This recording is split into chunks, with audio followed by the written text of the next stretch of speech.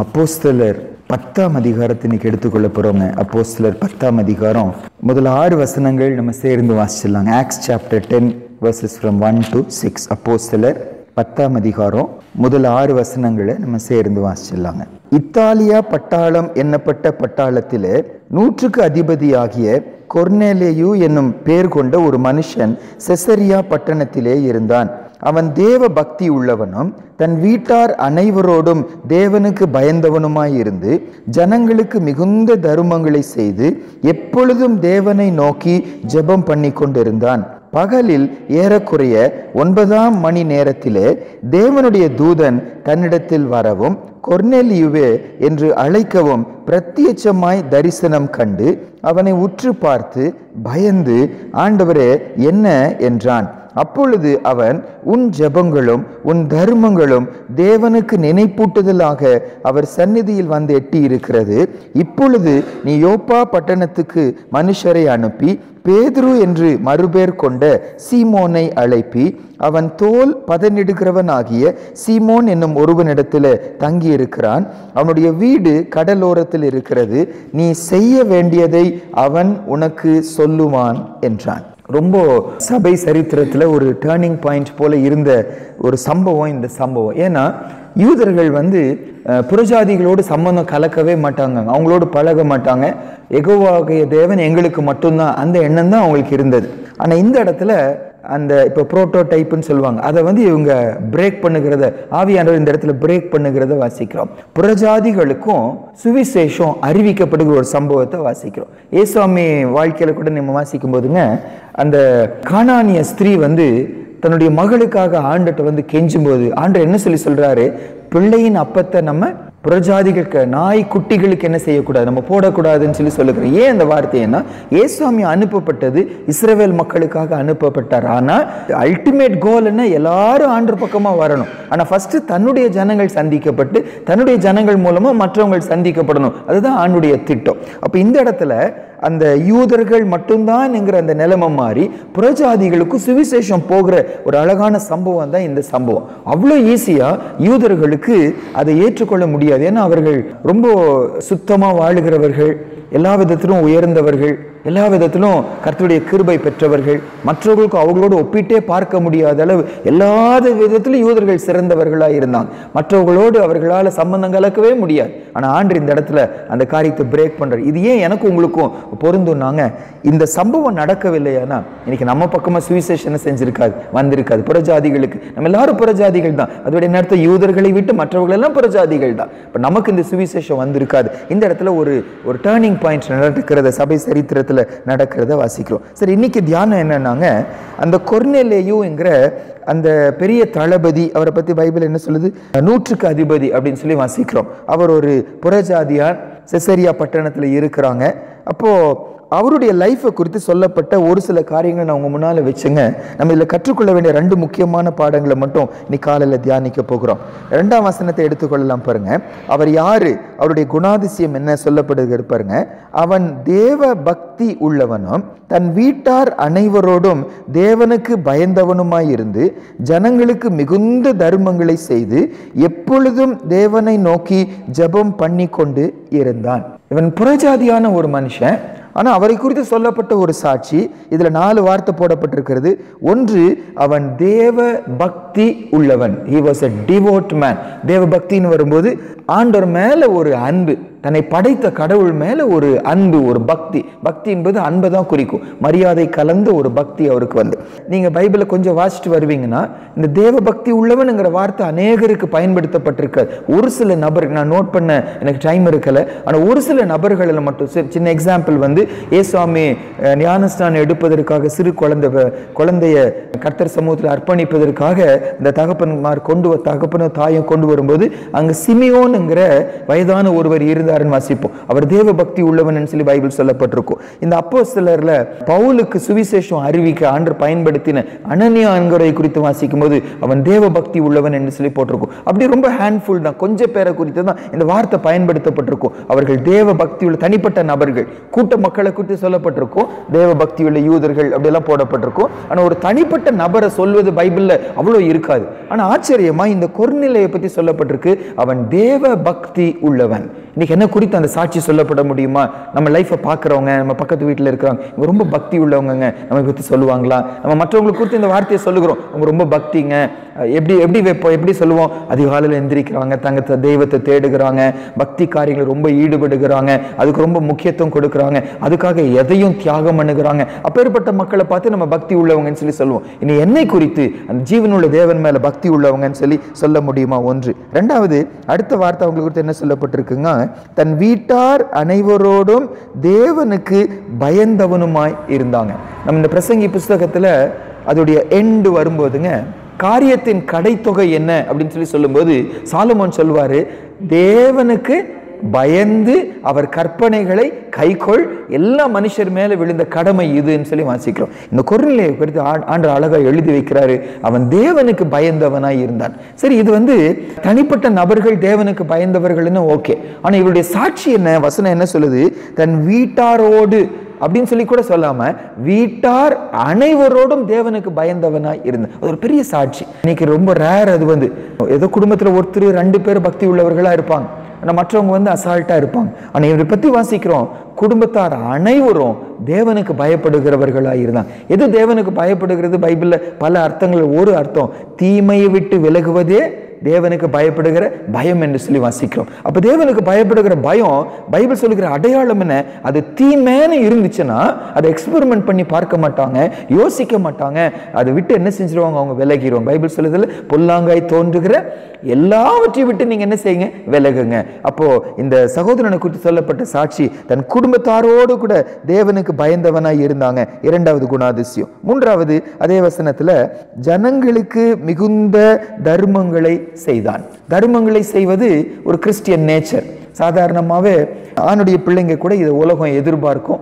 வேற யார்கிட்ட எதிர்பார்க்கிறத விட கர்த்தருடைய பிள்ளைங்க கூட எதிர்பார்க்கும். ஏன் நம்மகிட்ட அந்த எக்ஸ்பெக்டேஷன் இருக்குன்னா, நம்முடைய ஆண்டவர் அப்பேற்பட்டவர். ஆண்டவர் தன்னையே பலியாக ஒப்பு கொடுத்தவர். அந்த ஆண்டவர் பின்பற்றுவதனால நம்மகிட்ட உலகம் எதிர்பார்க்கிறது என்ன? நம்ம கொடுக்கிறவர்களாய் இருப்போம். பல நேரம் நமக்கு இது கோபம் கூட வரும், அங்கெல்லாம் கேட்காம என் கூட தான் வந்து கேட்கறாங்க நம்ம நினைப்போம். ஆனா கர்த்தருடைய சாட்சி எது? நம்மகிட்ட உலகம் எதிர்பார்க்கிறது தர்மங்களை செய்வது. நீங்க மத்தேயு 6ஆம் அதிகாரத்துல கூடங்க ஒரு தேவ பிள்ளைட்ட ஆண்டவர் 3 காரியத்தை அது நிச்சயமா இருக்கும்னு சொல்லி ஆண்டவர் எதிர்பார்த்து சொல்லுகிறார். ஜெப வாழ்க்கையை குறித்து சொல்லுகிறாரு, உபவாச வாழ்க்கையை குறித்து சொல்லுகிறாரு, தர்மங்களை குறித்து சொல்லுகிறார். ஆனா ஆச்சரியமா இந்த மத்தேயு 6ஆம் அதிகாரத்துல இந்த தர்மத்தை தான் முதல் இடத்துல வைக்கிறார். தர்மங்கள், உபவாசம், அப்புறம் ஜெபம். அப்படி மத்தேயு 6ஆம் அதிகாரத்துல முதலாவது தர்மம், நீயோ தர்மம் செய்யும் போது அப்படின்னு சொல்லி சொல்லுவாங்க. இரண்டாவது ஜெப வாழ்க்கையை குறித்து வாசிக்கிறோம். மூன்றாவது உபவாச வாழ்க்கையை குறித்து வாசிப்போம். இப்ப நம்ம பார்க்கிற பார்வை உபவாசம் பண்றவங்க ரொம்ப பெரியவங்களா இருப்பாங்க, அடுத்தது ஜெபம் பண்றவங்க, அடுத்தது தர்மம் பண்ணுவாங்கன்னு சொல்லி வைப்போம். ஆனா ஆண்டுடைய பார்வையில தர்மம் பண்ணுகிறவங்க முதல் இடத்துல இந்த இடத்துல வைக்கிறாங்க. அந்த மாதிரி அப்போஸ்தலர் 10ஆம் அதிகாரத்துக்கு வருவோமானா, இந்த கொர்நேலியை பத்தி சொல்லப்பட்ட சாட்சி, அவன் தர்மங்களை செய்கிறவனாய் இருந்தான். பல நேரம் நம்ம கூட தர்மங்களை செய்யும் போதுங்க, நமக்கு நெருங்கினவர்கள், நமக்கு பழகினவர்கள் என்று சொல்லி ஒருவேளை என்ன செய்வோம்? நம்ம கொடுப்போம். தேவையோடு இருக்கிறாங்க, கஷ்டத்தோடு இருக்கிறாங்க, அவங்க கேட்கணும்னே அவசியம் இல்லை. நம்ம ஜனங்க கஷ்டப்படும் போது நம்ம இறுதியும் அவங்க பக்கமா சாய்கிறது, நம்ம கொடுப்போம். ஆனா இவரை பத்தி வசனம் சொல்லும்போது ஜனங்களுக்கு, காமன் பீப்புளை பத்தி அந்த டினோட் பண்ணி சொல்றாரு. காமனான ஜனங்களுக்கு அவர் தர்மம் செய்கிறவராய் இருந்தார். அதோடு நிக்காம மிகுந்த தர்மம் செய்கிறவராய் இருந்தார். அவரை பத்தி அழகான ஒரு சாட்சி, அந்த மிகுந்த தர்மம் செய்கிறவராய் இருந்தார். நம்ம லைஃப்ல மற்றவங்களுக்கு கொடுக்கிற அந்த வாழ்க்கை இன்னைக்கு எப்படி இருக்கிறது நம்ம யோசிச்சு பார்க்கணும். மூன்றாவது. நாலாவது, அவரை பத்தி சொல்லப்பட்ட நாலாவது சாட்சி, எப்பொழுதும் தேவனை நோக்கி ஜெபம் பண்ணி கொண்டு இருந்தான். அவன் தேவனை நோக்கி ஜெபம் பண்ணுவான், அதுவும் எப்பொழுதும் ஜெபம் பண்ணி கொண்டிருந்தாங்கன்னு வாசிக்கிறோம். பல நேரம் நம்மால இந்த வாழ்க்கையில நம்ம குறை உள்ளவர்களாக தான் இருக்கிறோம். எப்பொழுதுமே அந்த ஜெப சிந்தை இருக்கிறதா? என்ன பிரச்சனை வந்தாலும் கர்த்தர்ட்ட போகிறோமா?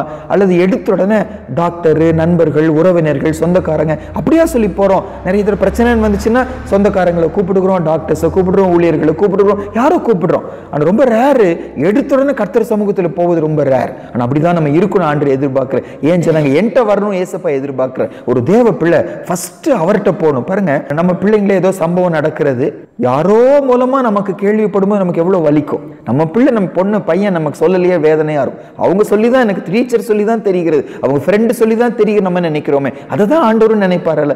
நம்மளுடைய பிள்ளைங்க நம்ம லைஃப்ல ஒரு சம்பவம் நடந்துச்சுன்னா ஆண்டவர் எதிர்பார்க்கிறாரு. பிலிப்பியர் 4ஆம் அதிகாரத்துல அதுக்கு ஸ்தோத்திரம் பண்ணு, எனக்கு நீ என்கிட்ட அட்வைஸ் பண்ணுன்னு சொல்லி சொல்லாம எனக்கு தெரியப்படுத்து அப்படின்னு சொல்லி சொல்ற. அவர்கிட்ட சொல்றோம், அவ்வளவுதான். அவர் காரியங்களை பார்த்து கொள்வார். இந்த இடத்துல கொர்நேலியை பற்றி சொல்லப்பட்ட 4வது சாட்சி, அவன் எப்பொழுதும் ஜெபம் பண்ணுகிறவனாய் இருந்தான் என்று சொல்லி ஆண்டவர் அவரை குறித்து சொல்லுகிறத வாசிக்கிறோம். அடுத்ததுங்க, அந்த 3ஆம் வசனத்திலிருந்து நம்ம வாசிக்கும் போது அழகான ஒரு வார்த்தை போடப்பட்டிருக்கு பாருங்க. பகலில் ஏறக்குறைய 9ஆம் மணி நேரத்தில் தேவனுடைய தூதன் தன்னிடத்தில் வரவும் கொர்நேலியுவே என்று அழைக்கவும் பிரத்யட்சமாய் தரிசனம் கண்டான். 5வது இவரை பத்தி சொல்லப்பட்ட ஒரு சாட்சி, தேவ தூதனை பிரத்யட்சமா தரிசனம் கண்டான் அப்படின்னு சொல்லி. அது என்ன பிரத்யட்சம்னா என்ன அர்த்தம்? கிளியராங்க, ஏதோ ஒரு வேகால ஏதோ பார்த்த மாதிரி இருந்துச்சுங்க, ஒரு நிழல் போல இருந்துச்சு அப்படிலாம் சொல்லி சொல்லுவோம். ஏதோ ஒரு உருவம் போல வந்துச்சுனால சொல்லுவாங்க. ஆனா இவரை பத்தி சொல்லப்பட்ட ஒரு சாட்சி, பிரத்யட்சமா என்ன செய்தாரா? தேவதூதன் வந்து நின்று அவரோடு பேசுகிறத வாசிக்கிறோம்.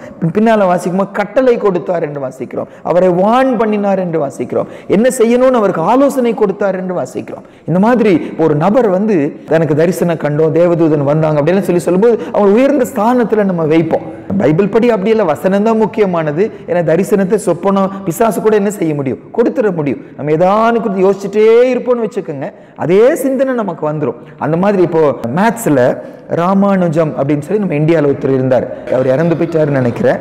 அவரை பற்றி சொல்லப்பட்ட ஒரு காரியம் என்னன்னாங்க, எத்தனை கடினமான ஒரு மேத்ஸ் ப்ராப்ளமா இருந்தாலும் அவருக்கு சொல்யூஷனை கண்டுபிடிச்சு வரோம். அப்போ அவர் என்ன சொல்றாருன்னா, அவர் என்ன தன்னுடைய ஏதோ ஒரு புக்ல ஏதோ ஒரு வாசிச்ச ஞாபகம், ஒரு ரொம்ப கடினமான ஒரு மேத்ஸ் சம் இருந்துச்சுன்னா அவர் சொல்லுகிறாரு, நைட் தூங்கும்போது அதை யோசிச்சுட்டு அப்படியே தூங்கிடுவார். கடைசி தாட் வந்து அந்த சம்மா தான் இருக்குமா, அந்த ப்ராப்ளமா தான் இருக்குமா, அதை யோசிச்சுட்டு தூங்கிடுவாரா. அவர் சொல்லுகிறாரு, காலையில் எந்திரிக்கும் போது அதுக்கு ஒரு சொல்யூஷன் எனக்கு கிடைக்கும். அப்போ இதுக்கு என்ன எக்ஸ்பிளனேஷன்னா, நம்ம தூங்கிடுறோம், ஆனால் நம்முடைய மூளை என்ன செய்கிறது இல்லை, தூங்குகிறதே இல்லை, அதையே யோசிச்சுட்டே இருக்கிறது.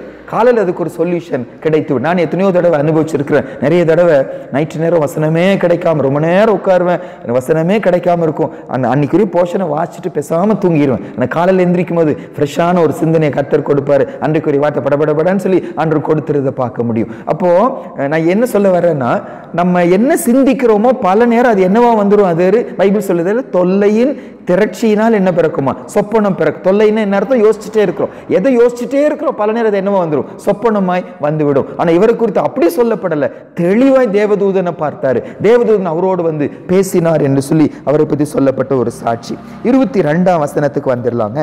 22ஆம் வசனத்துல இந்த கொர்நேலியை பத்தி சொல்லப்பட்ட அடுத்த சாட்சி, அதாவது கொர்நேலியுக்கு என்ன தரிசனம் வருகிறதுனாங்க, தேவதூதன் வந்து சொல்லுகிறாங்க, சீமோன் பேதுரு ஒருத்தர் இருக்கிறாரு, அவரை போய் கூப்பிடு, அவர் உனக்கு என்ன செய்யணும்னு சொல்லி சொல்லுவார். இது ஒரு நாள் பிரயாண தூரத்தில் இருக்காங்க. செசரியா பட்டணமும் இவர் இருக்கிற அந்த யோப்பா பட்டணமும் ஏறத்தாழ ஒரு நாள் பிரயாண தூரம், அவ்வளவு தூரத்தில் இருக்கிறாங்க. அப்ப இவர் தன்னுடைய வேலைக்காரர் 2 பேரையும் ஒரு சோல்ஜரை அனுப்புகிறாரு, பேதுருட்ட அனுப்புகிறாரு. பேதுருக்கு அதுக்கு முன்னால் ஆண்டு ஆயத்தப்படுத்துகிறார். மேல இருந்து ஒரு பிளாங்கெட் மாதிரி வந்து எல்லா விதமான மிருகங்கள் அது வருகிறது, அடித்து புசி என்று சொல்லி 3 முறை ஆண்டவர் அவனுக்கு தரிசனம் கொடுத்து இந்த புறஜாதிகளுக்கு சுவிசேஷம் சொல்வதற்கு அவரை இறுதி என்ன செய்கிறார், ஆண்டவர் ஆயத்தப்படுத்துகிறார். இப்ப பேதுரு போகிறாரு. பேதுருட்ட இந்த ஜனங்க போகும்போது, அந்த 2 வேலைக்காரங்களும் அந்த ஊழியக்காரன் இந்த சோல்ஜரும் போகும்போது சொல்லுகிற வார்த்தையை தான் 22வது வசனங்க. 22வது வசனம் வாசிக்கலாம் பாருங்க.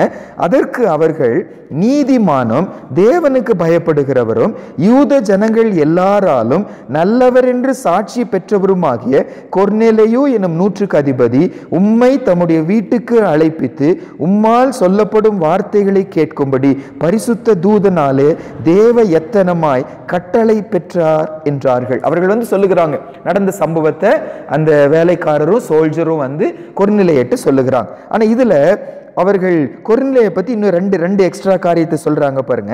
22ஆம் வசனத்துல அவர்கள் சொல்லுகிறாங்க, அவர் ஒரு நீதிமான் என்று சொல்லுகிறாங்க. யாரை குறித்து? கொரிந்தியரை குறித்து. அவங்க வீட்டுல இருக்கிறவங்க, நெருங்கி இருக்கிறவங்க, வேலைக்காரங்க, அவருடைய 100 பேர்ல ஒரு சோல்ஜர் சொல்லுகிறாங்க, he is a righteous man. அவர் நீதியா நடப்பார், அநீதியா நடக்க மாட்டார். பல நேரம் பதவிகள் உயரும் போதுங்க அந்த நீதி தவறுவதை பார்க்க முடியும். நம்மளால நம்முடைய ஸ்டாண்டர்டை மெயின்டைன் பண்ண முடியாம போயிடும். வளர வளர உயர உயர உயர அந்த நீதி வாழ்க்கை வாழ ரொம்ப கஷ்டமா மாறிவிடும். ஆனா இந்த சகோதரனை குறித்து, அதாவது கோவப்படக்கூடாதுன்னு நினைக்கிறோம், ஆனா நம்முடைய பதவி நம்மளை என்ன செஞ்சிடும்? கோவப்பட்டாதான் வேலை செய்வாங்க, அந்த மாதிரி ஆகிவிடும்.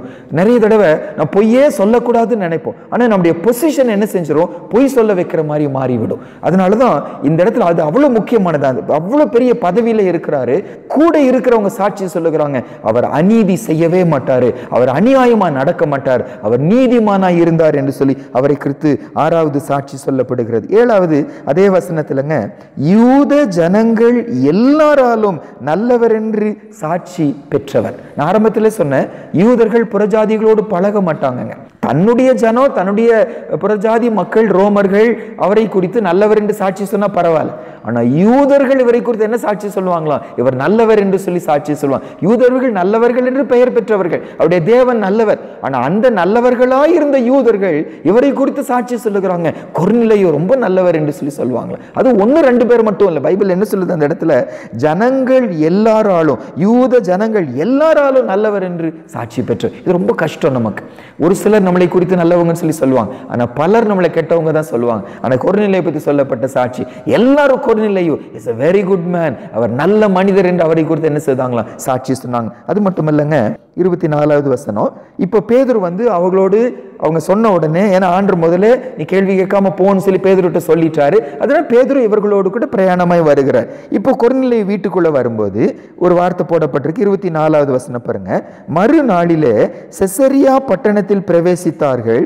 கொர்நேலியு தன் உறவின் முறையாரையும் தன்னுடைய விசேஷித்த சிநேகிதரையும் கூடி வரவழைத்து அவர்களுக்கு காத்திருந்தான். இன்னொரு வசனம் கூட 27வது வசனம் பாருங்க. அவனுடனே பேசிக்கொண்டு உள்ளே போய் அநேகர் கூடி வந்திருக்கிறதை கண்டான். என்னுடைய கடைசி, நம்ம இதுல இன்னும் ஒரு சிலதெல்லாம் இதுல இருக்கலாம், ஆனா இன்னைக்கு காலை நம்ம பார்க்கிற கடைசி குணாதிசயம் வசனம் வந்துச்சு. தூதர்கள் சொல்லுகிறாங்க, உனக்கு நடக்க வேண்டிய வழியை அவர் காட்டுவார் என்று சொல்லி பேதுருவை பத்தி சொல்றாங்க. ஆனா இவருடைய உள்ளம் என்னன்னாங்க, நான் மட்டும் இந்த செய்தியை கேட்டா பத்தாதுன்னு சொல்லி தன்னுடைய நண்பர்கள் எல்லாம் கூப்பிட்டாராம், தன்னுடைய உறவினர்கள் எல்லாம் கூப்பிட்டாராம். எந்த அளவு அந்த வீடு நிரம்பி இருந்துச்சு. பவுல் பேதுரு சொல்லுகிறாரு, அநேகர் அந்த இடத்துல என்ன செய்தாங்க? கூடி இருந்தாங்க. இவருக்குள்ள இருந்த அந்த ஆத்ம பாரத்தை பார்க்கிறோம். நான் மட்டும் வசனத்தை கற்றுக்கொண்டா பத்தாது, மற்றவர்களும் கற்றுக்கொள்ளணும், மற்றவர்களும் ஆண்டு பக்கமா வரணும். அந்த சோல்கள் மேல, மற்ற ஆத்மாக்கள் மேல அவருக்கு இருந்த அந்த பாரத்தை பார்க்கிறோம். பாருங்க, இந்த 8 குணாதிசயங்கள் நமக்கு முன்னால் வைக்கப்படுகிறது. 1, அவர் தேவ பக்தி உள்ளவர். 2வது, தன் வீட்டார் அனைவரோடும் தேவனுக்கு பயந்தவர். 3வது, எல்லாருக்கும் மிகுந்த தர்மங்களை செய்கிறவர். 4வது, எப்பொழுதும் தேவ நோக்கி ஜெபம் பண்ணுகிறவர். 5வது, ஒரு தேவதூதன் பிரத்யட்சமா தரிசனம் பண்ணத்தக்கதான ஒரு மனுஷன். 6வது, நீதிமான் என்று சொல்லி கூட நெருக்கமாய் இருந்தவர்கள் அவரை குறித்து சாட்சி சொல்லுகிறாங்க. 7வது, யூத ஜனங்கள் எல்லாராலும் நல்லவர் என்று சாட்சி பெற்றவர். கடைசி அந்த இடத்துல வாசிக்கிறோம், ஆத்தும தாகம், ஆத்தும பாரம் உள்ளவர். மற்ற ஆத்துமாக்களும் கர்த்தரை அறியணும் அப்படிங்கிற ஒரு பாரம் அவருக்குள்ள இருந்ததை வாசிக்கிறோம். ஆனா அப்போஸ்தலர் 11ஆம் அதிகாரம் 14ஆம் வசனத்துக்கு வரலாங்க. அப்போஸ்தலர் 11ஆம் அதிகாரம் 14வது வசனம். அப்போஸ்தலர் 11ஆம் அதிகாரம் என்னன்னாங்க, 10ஆம் அதிகாரத்துல அந்த ஜனங்கள் எல்லாம் கர்த்தரை அறிந்து கொள்ளுகிறாங்க, கர்த்தர் பக்கமா வருகிறாங்க, அவர்கள் ரட்சிக்கப்படுகிறாங்க.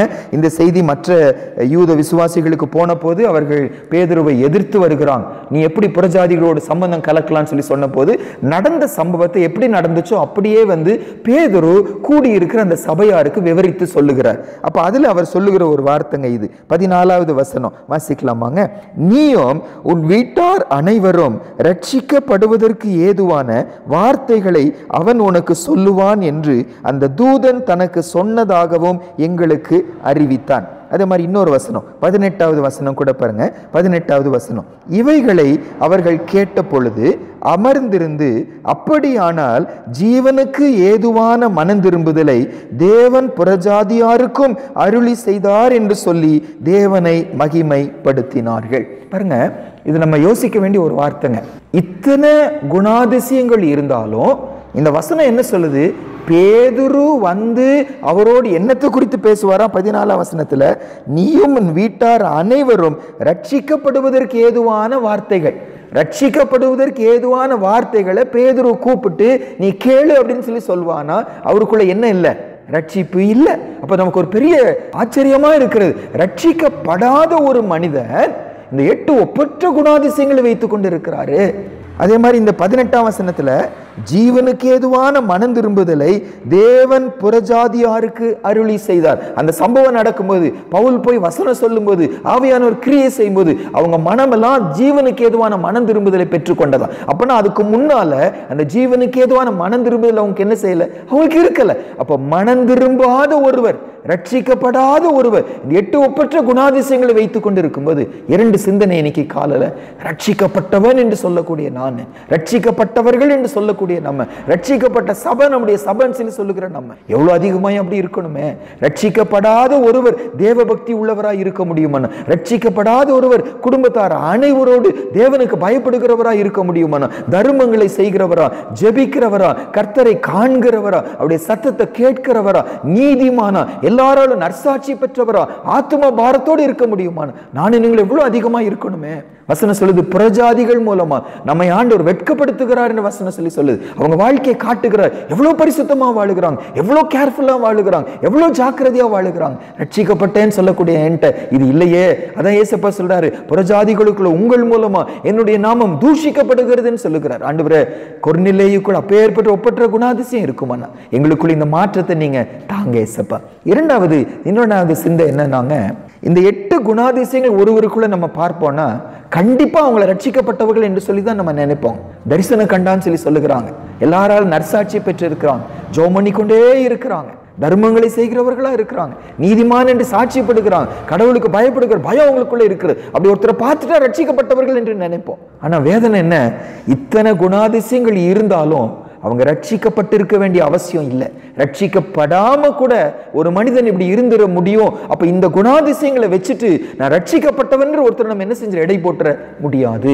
அப்ப இது நமக்கு ஒரு பெரிய சவால். ஒரு சிலரை பார்க்கிறோம், குடும்பங்களில் பார்க்கிறோம், நம்ம பிள்ளைங்களை பார்க்கிறோம், வெறும் அந்த ஜெப வாழ்க்கையை வச்சு, அவங்க உதவி செய்கிறத வைத்து, அவங்க நீதியாய் வாழ்வதை வைத்து அவங்க ரட்சிக்கப்பட்டவர்கள் ஏமாந்து போய்விட முடியாது. நம்ம இன்னைக்கு யோசிச்சு பார்க்கணும், கொர்நேலியு இத்தனை குணாதிசயம் இருந்தும் ரட்சிக்கப்படாதவராய் இருந்தார். அப்ப நிறைய பேரை நம்ம சபைகளில் பார்க்கிறோம், குடும்பங்களில் பார்க்கிறோம், கிறிஸ்தவ சமுதாயத்தில் பார்க்கிறோம். இந்த குணாதிசயங்களை வச்சு அவர்கள் ரட்சிக்கப்பட்டவர்களை தீர்ப்பு செய்து விட முடியாது. ரட்சிப்பின் உண்மையான ஒரு அடையாளம் என்னன்னா, பைபிள் சொல்லுது, பாவத்தை விட்டு அவங்க என்ன செய்வாங்க?